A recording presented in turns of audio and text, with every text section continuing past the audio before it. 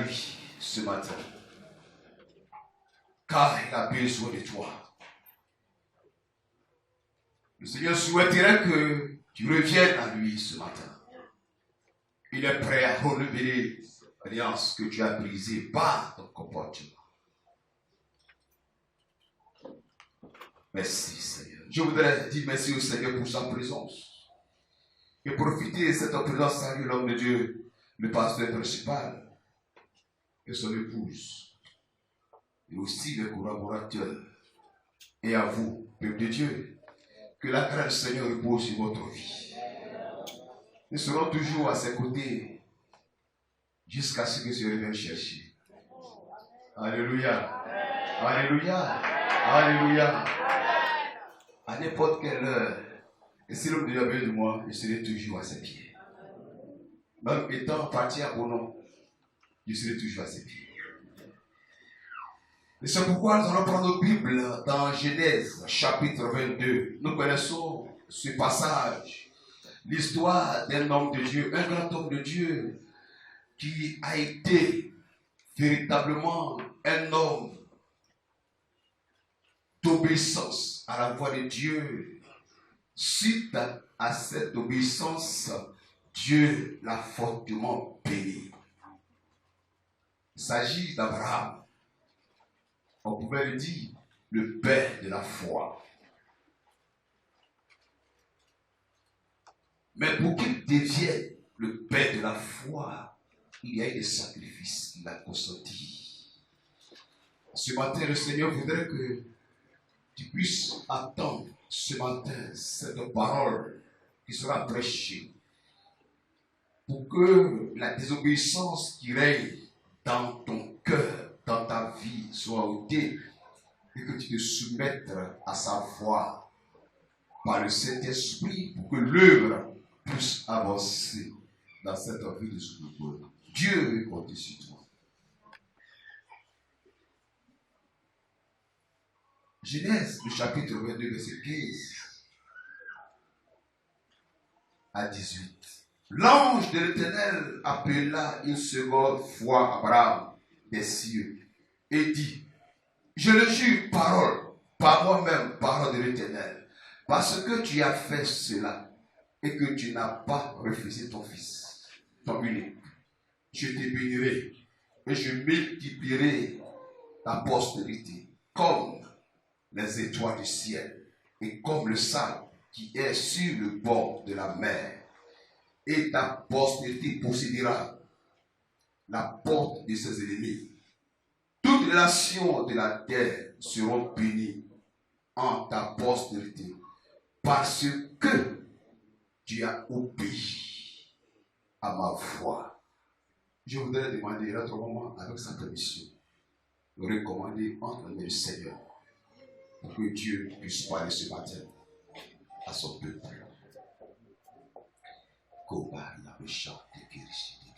Seigneur, notre Dieu et notre Père, nous voici devant toi. Oh, quand il pleut, il y a des vases qu'on dépose sous la pluie pour qu'elle recueille l'eau. Nous voici comme des vases ce matin devant toi. Nous voulons être des vases d'honneur. C'est pourquoi, Seigneur, nos cœurs sont ouverts devant toi. Notre esprit également, pour recevoir de toi. Dieu, nous prions que tu nous parles. Oh, regarde l'instrument que tu t'es choisi ce matin. Il n'est qu'un instrument. C'est pourquoi nous prions que tu sois avec sa bouche, que tu sois avec sa pensée. Que Dieu, notre Père, sa personne s'efface et qu'au travers de ton esprit, il nous parle, notre Dieu. Que le Saint-Esprit soit avec sa bouche. Que rien ne sorte de lui qui ne vienne de toi. Et que notre Dieu, nous soyons édifiés ensemble. Que la gloire et l'honneur soient à toi, notre Père, au nom de Jésus. Amen. Amen. Cette parole, au verset 18, termine en disant ceci: parce que tu as obéi à ma foi.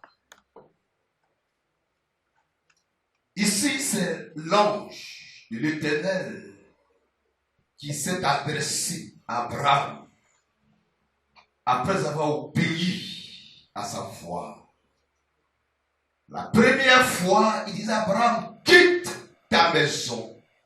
Cet homme s'est levé,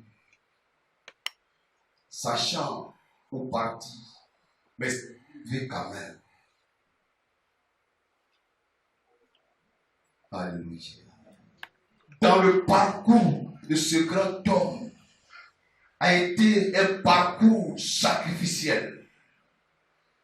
Abraham n'a pas hésité un instant à la voix de Dieu lorsqu'il était dans la maison de son père.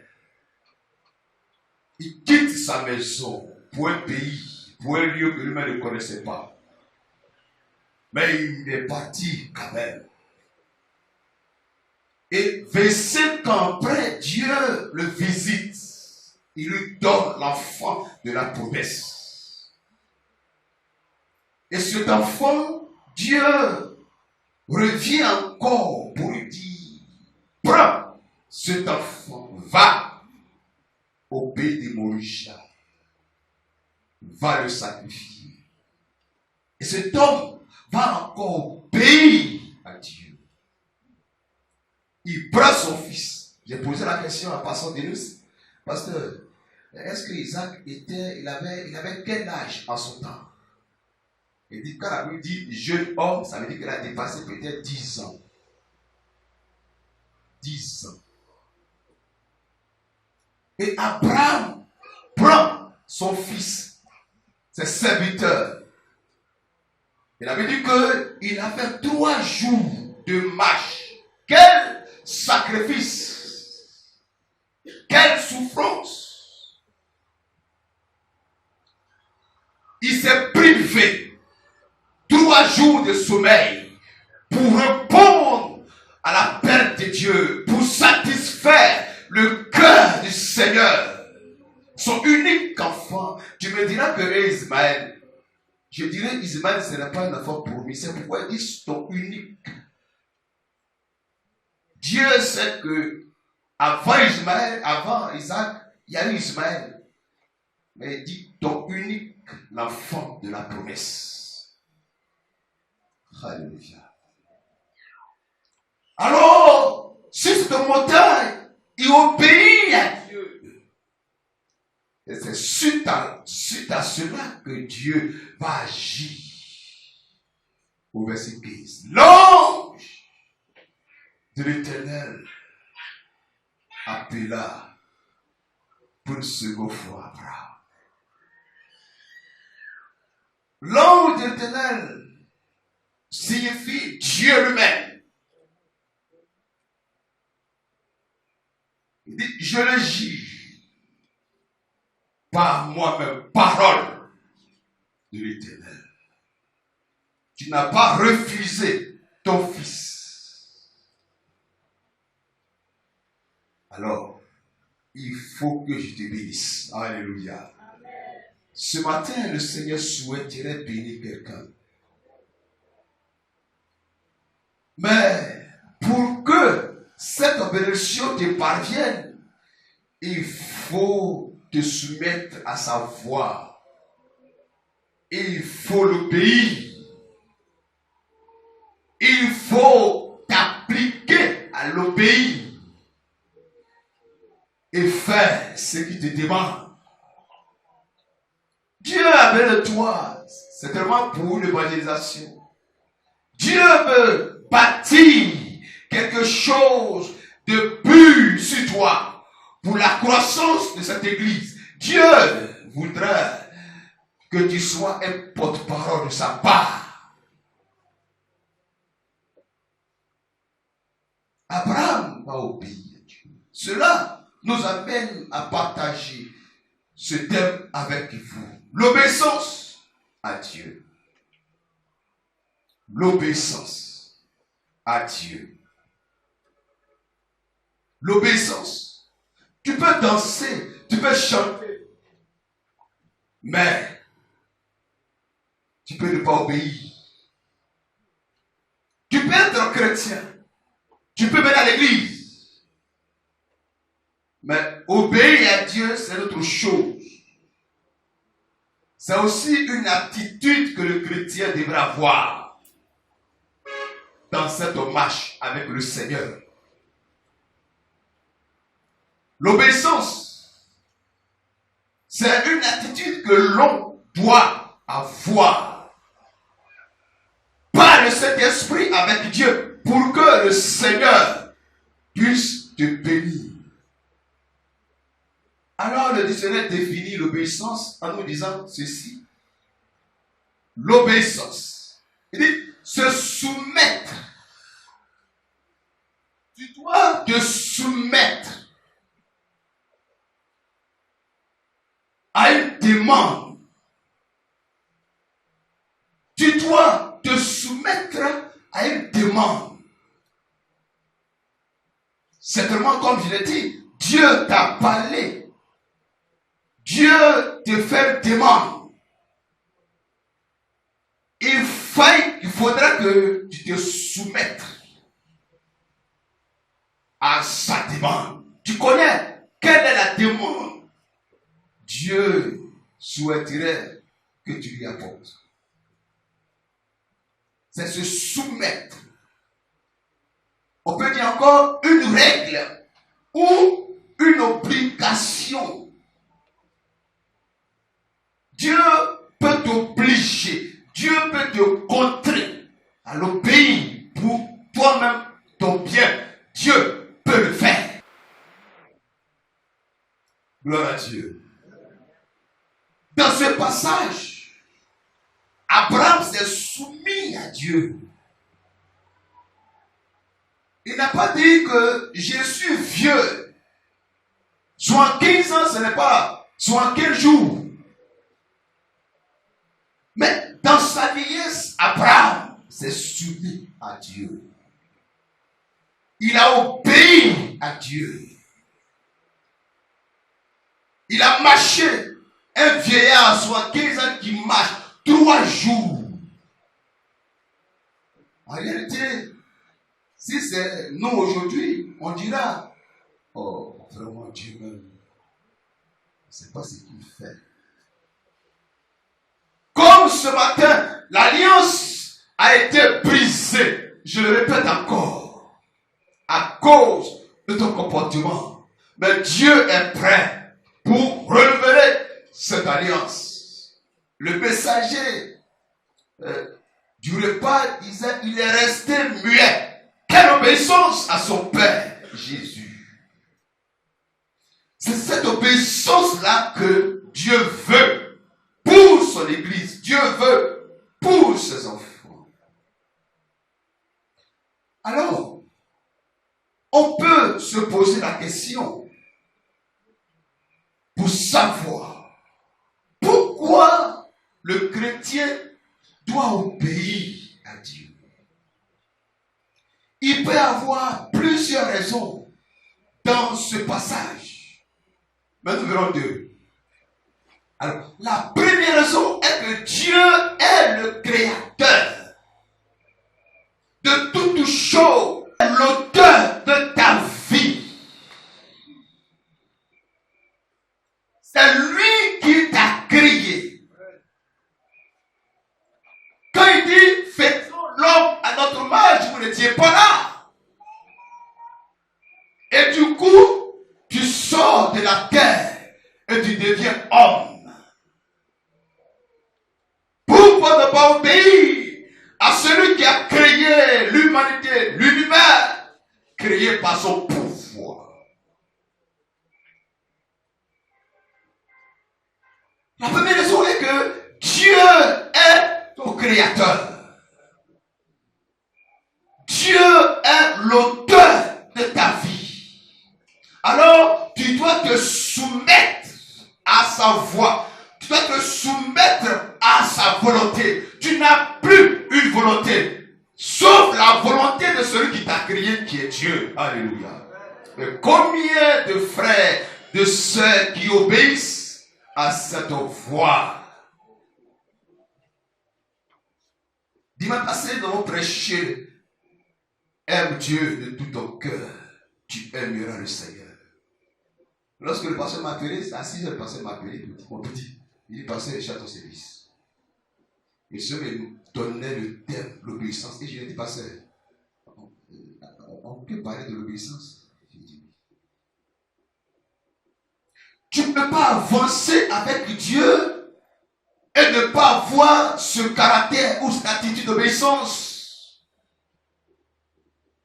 Le Saint-Esprit qui est en nous à l'époque, je dirais que c'est rare. Mais aujourd'hui, nous avons le Saint-Esprit.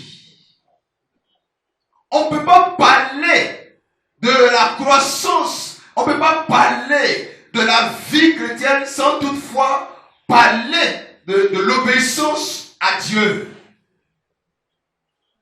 Dieu est ton créateur. Parfois tu frappes ta poitrine, tu sais qui je suis. Qui je suis. On te demande pardon, mais tu ne peux pas accepter. L'orgueil a pris ton cœur. Au point même chrétien que tu es, tu dis, après on va régler ça.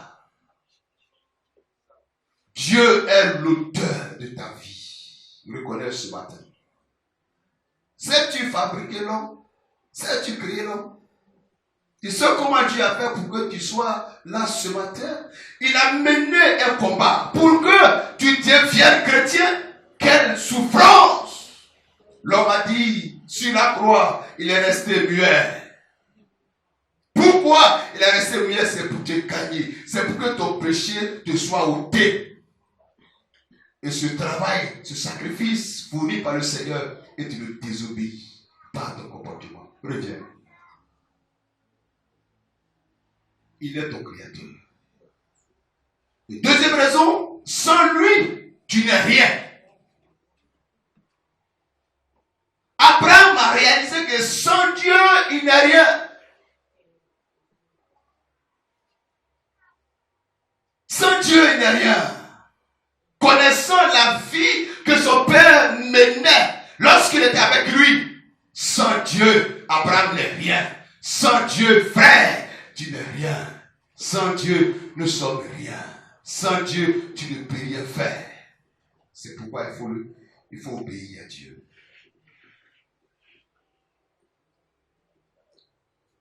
Dans Jean 15, il dit, je suis le cep, vous êtes les sarments. Celui qui demeure à moi et en qui je demeure porte beaucoup de fruits. Car sans moi, vous ne pouvez rien faire. Sans celui qui t'a créé, tu n'es rien. Mais pourquoi manifestes-tu cette envie de désobéissance? Pourquoi manifestes-tu cette vie de désobéissance? La voix de Dieu te parle ce matin. Le Saint-Esprit nous parle ce matin. Dieu nous parle ce matin. Dieu veut élargir son œuvre. Dieu veut conquérir ce territoire. Dieu veut amener toute la ville de Zououé à se convertir à lui. Mais Dieu va le faire avec toi. Mais pourquoi refuse d'obéir à sa voix? Alors que tu veux avoir des choses, tu veux être béni, tu veux être élevé, tu refuses d'obéir à sa voix. Imaginez-vous si Abraham a refusé de donner son fils. Tout ce que nous avons entendu ce matin, ce ne sera pas à Abraham. Tout ce que nous avons parlé ce matin ne sera pas à sa faveur. Mais dit, tu ne m'as pas refusé le refus de servir Dieu. le refus de s'attacher véritablement à Dieu, cela engendre des conséquences graves. Quand on désobéit à Dieu, c'est le péché, c'est la mort. Nous connaissons l'histoire de Saïd. Samuel dit, l'obéissance vaut mieux que les sacrifices. Combien de frères qui obéissent à la voix de Dieu? Combien de sœurs qui veulent s'engager dans la vision que l'homme de Dieu partage?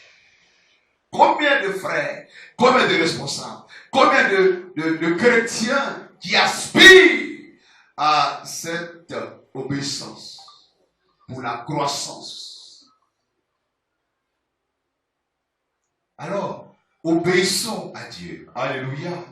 Sans lui, tu n'as rien, quel que soit ton titre, quelle que soit ta forme, quel que soit ce que tu possèdes. Sans le Saint-Esprit, sans Jésus-Christ, sans Dieu, tu n'es rien. C'est pourquoi celui qui a amassé les biens, il dit, oh, que mon âme repose en paix. J'ai beaucoup souffert. Il s'est dit, bon, donc ta vie là, je vais prendre ça. Ne soyons pas orgueilleux. Ne soyons pas des rebelles. Il ne faut pas t'opposer à l'œuvre de Dieu. Il ne faut pas former les clans pour créer l'obstacle dans l'église. Il ne faut pas créer les sous-groupes, les petits groupes, et tu fais semblant. Cela ne doit pas exister en toi. Cela ne doit pas exister en toi. Mais obéis à Dieu. Alléluia. Le Seigneur a frappé une femme quelque part. Ils se sont complotés contre l'homme de Dieu. Ah, l'homme de Dieu n'a rien dit. Ça a mélangé entre eux. Et la femme était sur le point de mourir. Un bonsoir, il vient voir le Dieu. Pasteur, vraiment, je souffre. Si Dieu ne te dit pas, je vais mourir. L'homme de Dieu, sachant qu'elle est dans le groupe de ceux qui s'opposent à l'œuvre, mais cet homme de Dieu, il s'est débarrassé de tout ce qui pourrait s'opposer. Et il a prié le Seigneur. Cette sœur a reçu la guérison. Alléluia. Le jour à venir, il est venu voir le pour dire, pasteur, je suis plus dans leurs choses là. Que c'est le frère qui nous a promené. C'est le frère qui nous a mis pour qu'on puisse s'opposer à toi et à l'œuvre. Après, aujourd'hui, je suis président. Parce que j'ai failli mourir. Et le frère, Dieu l'a frappé. Dieu l'a frappé. Alors, acceptons d'obéir à Dieu en entrant dans la vision communiquée par son serviteur. Alléluia. Alléluia. Comment devons-nous obéir à Dieu? Comment? En se soumettant à sa voix, car Dieu parle. Alléluia. Dieu parle. Et il parle. Et il parle toujours. Comment? En se soumettant à sa voix. En prêtant l'oreille. Alléluia. Prêtons l'oreille à la voix de Dieu. Abraham a prêté l'oreille. Quitte ta patrie, quitte ta maison pour la première fois. La seconde fois, prends ton fils. Abraham était ouvert à Dieu. Son cœur était sensible à écouter la voix de Dieu. Il était ouvert à celui qui l'a crié. Et que sa vie n'est rien. Abraham était sensible à la voix de Dieu. Es-tu sensible à la voix de Dieu? Es-tu sensible à la voix de Dieu? La voix de Dieu qui te parle. La voix de Dieu qui te parle. Non! Il ne faut pas refuser cette demande. Il ne faut pas refuser de te soumettre à Dieu. Soumettre-toi à lui. Alléluia. Ésaïe 28, verset 3, il dit, prête l'oreille et écoutez ma voix. Soyez attentifs et écoutez ma parole. Écoute la voix de Dieu. Dans cette voix sortit une parole. Dieu te parle ce matin. Soumets-toi à sa voix.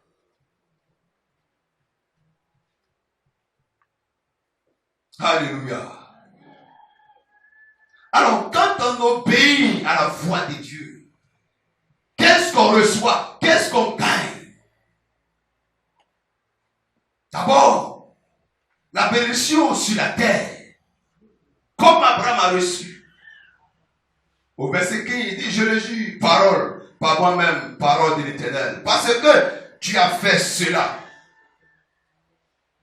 et que tu n'as pas refusé ton fils, ton unique, je te bénirai. Sur la terre, Abraham reçoit la bénédiction d'abondance. Quand on obéit à Dieu, l'homme reçoit la bénédiction sur la terre. Un jour, Pierre s'est vu, et il était dans le découragement. Il était dans l'embarras. Il dit à Dieu, au Seigneur, nous, on a tout quitté pour te suivre. Nous là, on va gagner quoi? Pierre qui était pécheur, il a laissé et il a suivi le Seigneur. Et à un moment donné, il y a eu déménagement. Humainement, ça peut se faire. Mais le Seigneur va le rassurer en lui disant,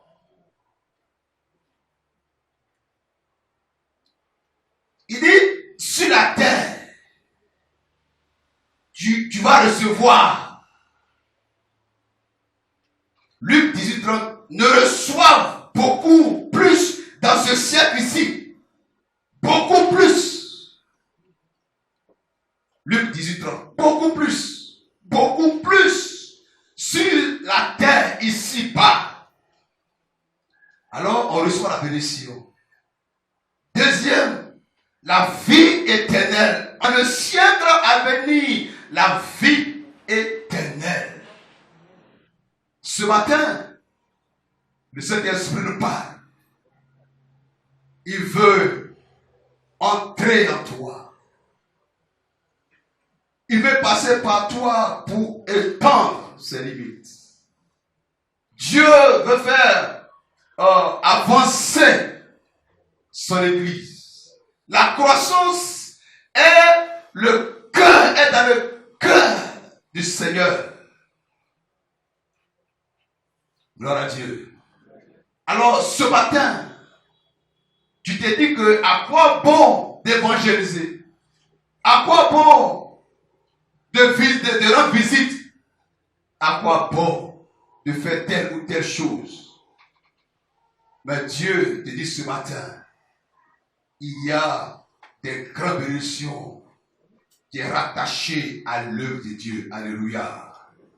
Celui qui s'engage, celui qui prend son temps à parler du Seigneur, celui qui prend son temps à évangéliser, Dieu sera avec lui. Dans la Bible, qui a été pauvre, ceux qui ont prêché l'évangile, ceux qui sont dans le Seigneur, ceux qui ont accepté, dans la Bible, bon, pour le moment, il ne sait pas si quelqu'un a été pauvre. Mais tous ceux qui se sont engagés pour servir Dieu, obéir à Dieu, Dieu les a sûrement élevés. Alléluia. À l'instar d'Abraham ce matin, Dieu veut te bénir. Dieu veut apporter